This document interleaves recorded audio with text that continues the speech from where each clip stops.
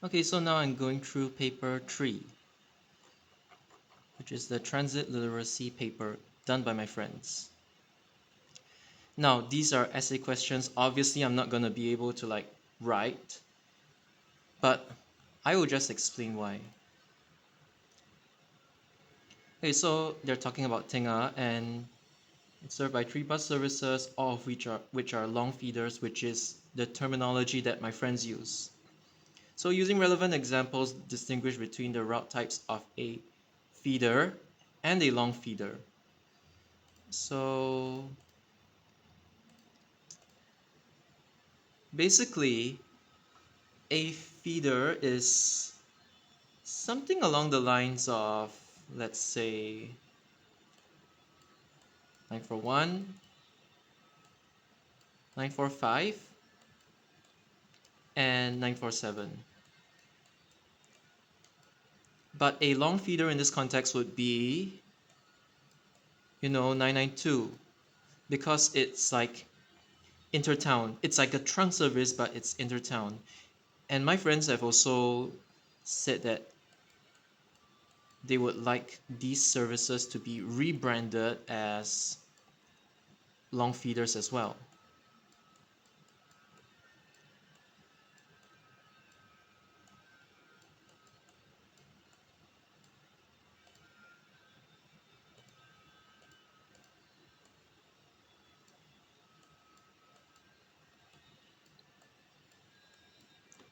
So I don't really have to explain much about this, but this is basically uh, how do you differentiate between feeder and a long feeder?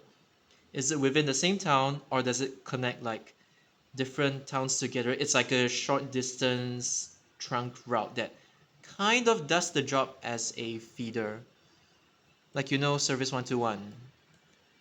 Not a feeder by, their definition, like the authority's definition, but it works like a feeder bus. So yeah, that's pretty much it for A. But I'm guessing why it's 10 marks is because you have to use relevant examples. So with that being said, let's move on to the next question. I'll just do this every time.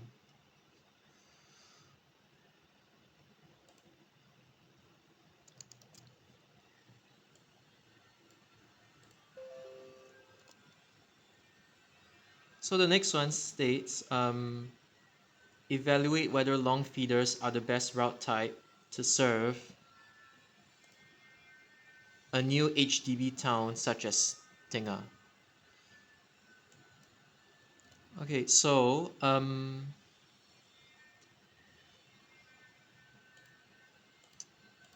let me just shift this up, make this bigger. Okay. Now in the context of Tinga, they have no choice but to do all these long feeders due to cost issues, and the one good thing about long feeders is because, okay, let's say this is Tinga and this is Bukit Batok. As per hub and spoke rules, you already have 106 going to Clementi and Orchard Road, and then you have in future 171 that brings you to Yishun, and you have 180, which my friends also think that's a long feeder as well. But let's say 180 is a trunk. You have these services along the main road, and you have all your long feeders, which is 870 to Jurong East, and then you have 992 over here, and you have 871 that brings you to Beauty World and connects Bukit Gombak, a little bit of it. And then you have not a long feeder, it's a new CDS bus service which is like point to point by definition. So the good thing about this is that it saves resources. But the problem about this is like when you rely too much on these, you know, hubs spoken to these, main trunks. Yes, it's easier to like regulate the frequencies of like say 992, and 992 won't be affected by the congestion from 106. But the issue with this is that you're kind of forced to like get on 992 if you even want to access 106 in the first place. So, in some sense,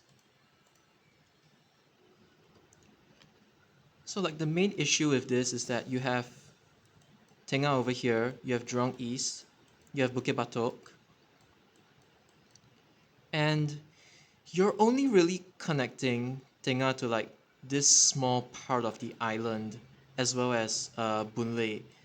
There would be like 174 and 181 next time. And the issue is, to help you visualize, Singapore is like this big. Okay, it's a small country, but you're like depriving Tengah.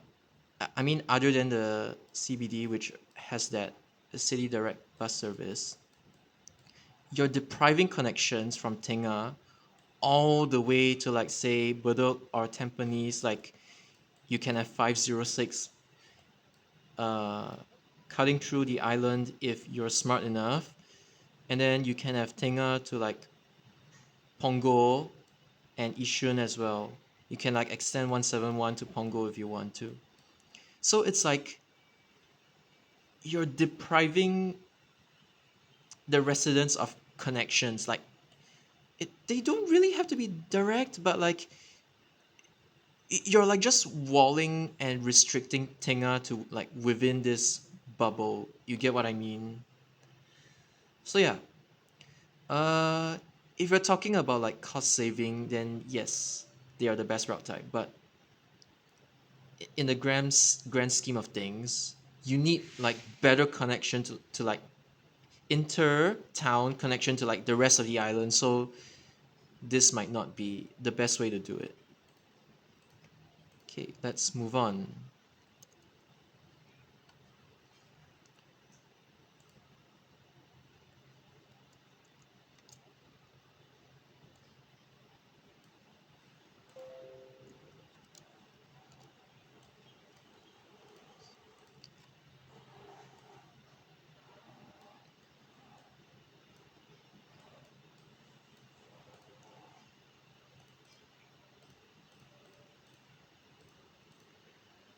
Okay, so transfer provisions are reserved spaces and amenities built into MRT stations to enable future connections to be built easily.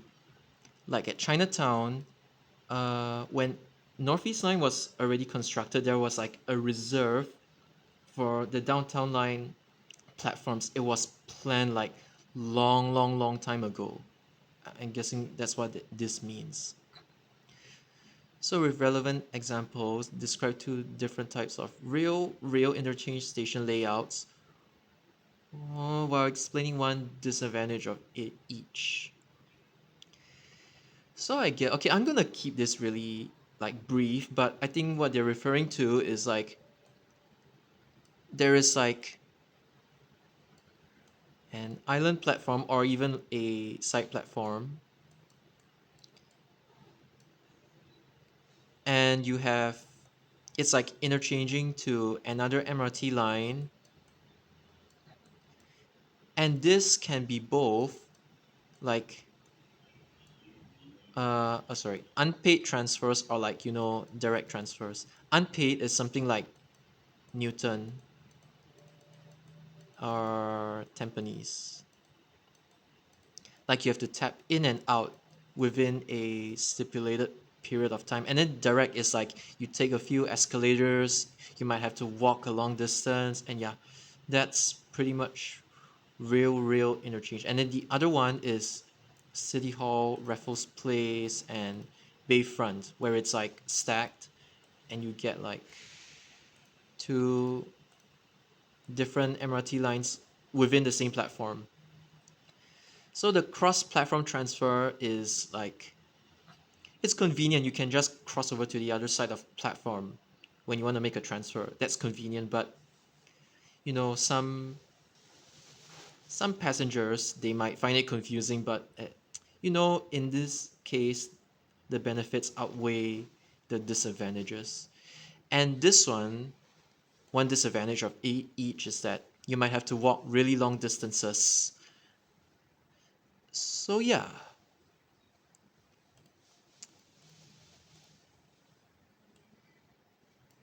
let me just clear this. I'm sorry,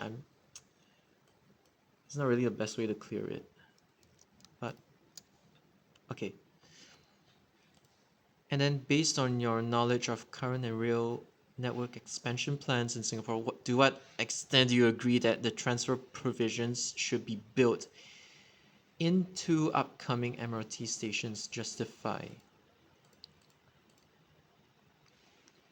So this is an essay question. Obviously, they want you to agree and disagree at the same time. But okay, I'm just gonna give you the agree point of view. So it's like it's less work. You just build everything at one go, and then you don't have to like let's say you already built the provision in the first place. You don't have to like dig into the ground, like waste time, cut and cover, dig into the ground just to build the extra platform. You can just build everything at one go and just slowly so-called touch up on things. So this is basically the agree point of view. Now I'm not going to go great into detail for this one. Oops. So yeah, that's about it. And then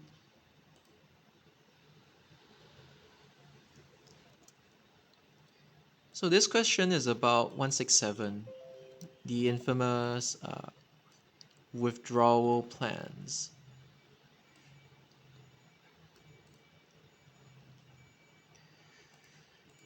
So 3A is very, very general. Whether or not to subsidize public transportation. Obviously, the first one would be cost, and then the other one would be like, you know, if there's enough like demand to even subsidize it in the first place. I'm not going to go into detail, but these are the factors that I can think of from the top of my head. So yeah. And then for part B. Now this one is the interesting one.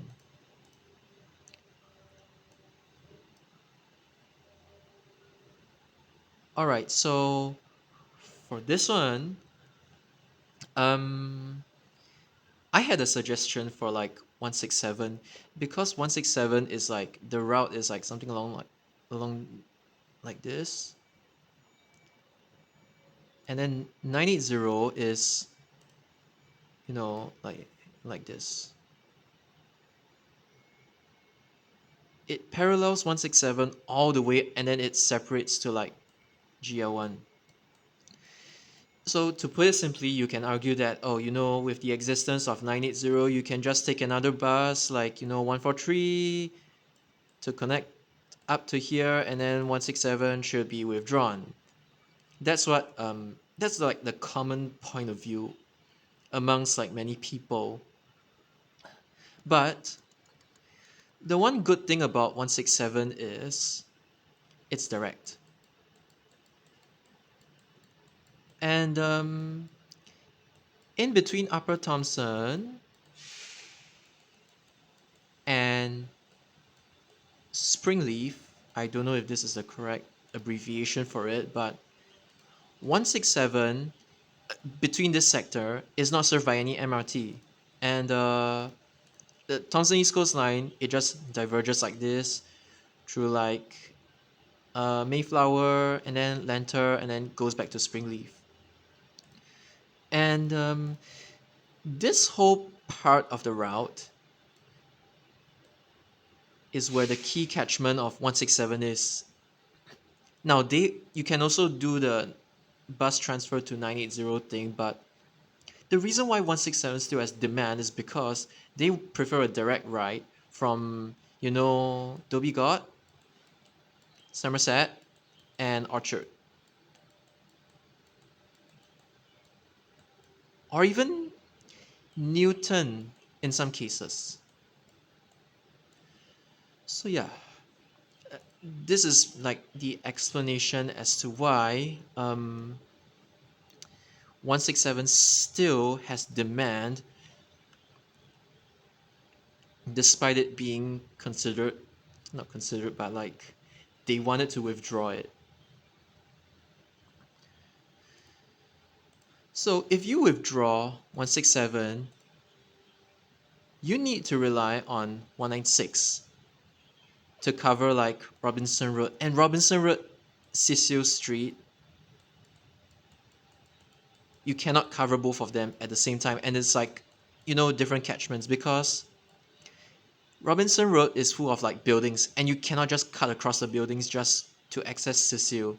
It's actually kind of painful. So withdrawing 167 means it would inconvenience people from like Bukit Merah to Cecil Street. So that's one thing.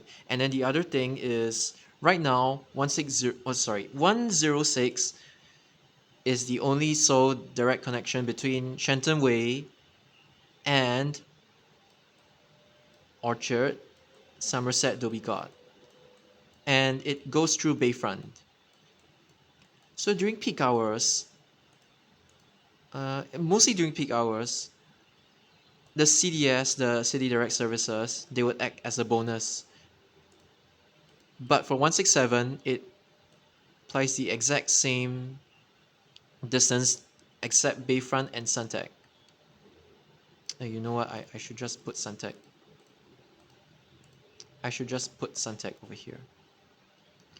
So because 167 offers this a direct connection daily, and it's like a full day service, yeah, people still use 167 despite its like 30-minute frequency. So from Bukit Merah to CBD, and then CBD all the way to Orchard, it's gonna be hard to like replace it. I don't know how exactly you would want to.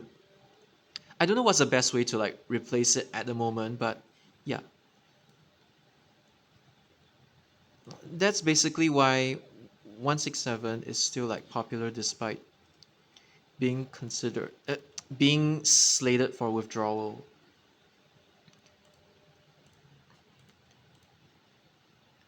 And the other thing which I have mentioned before is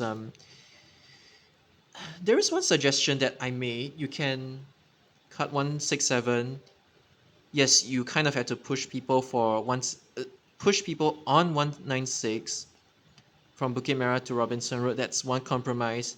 You start 167 from Shenton Way instead of Bukit Merah, and you let it go all the way to Sembawang. It's like you still run 167 as per usual with this sector, except Bukit Merah, but you run it with like 167E hours, which is like AM peak, it'll be this direction, but PM peak, it'll be this direction. So that's for weekdays.